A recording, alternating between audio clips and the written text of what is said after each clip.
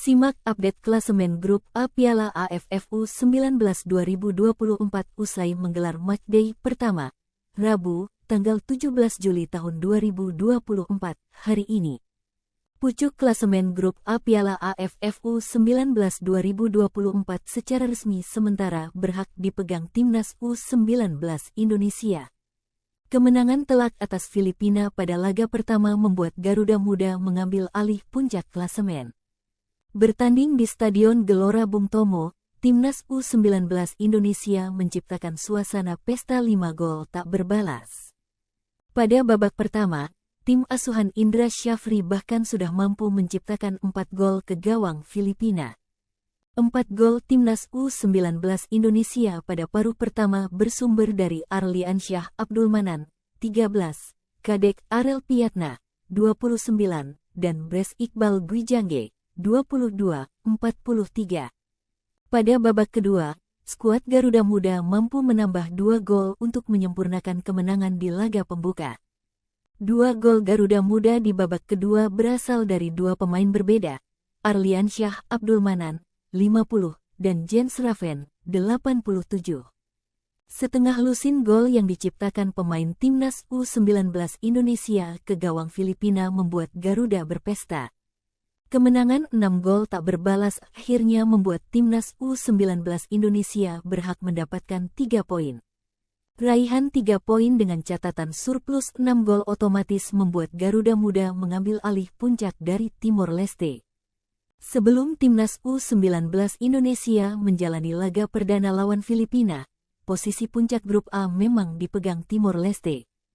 Timor Leste sebelumnya berhak menempati posisi teratas grup A setelah memenangkan laga pembuka Piala AFF U19 2024.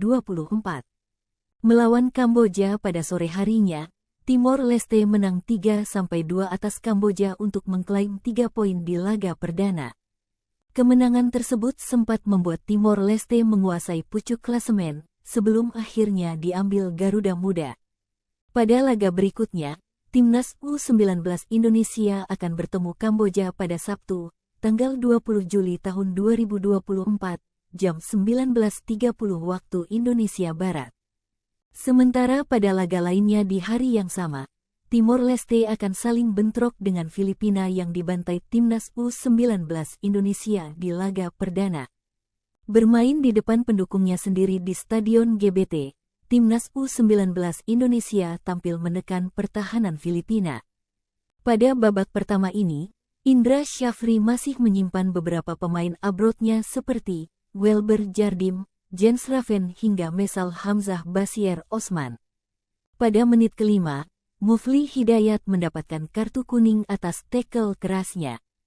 Menilik strategi hingga menit ke-10, pasukan Indra Syafri memainkan bola-bola pendek. Sedangkan Filipina terlihat tampil pasif dan hanya menunggu serangan balik.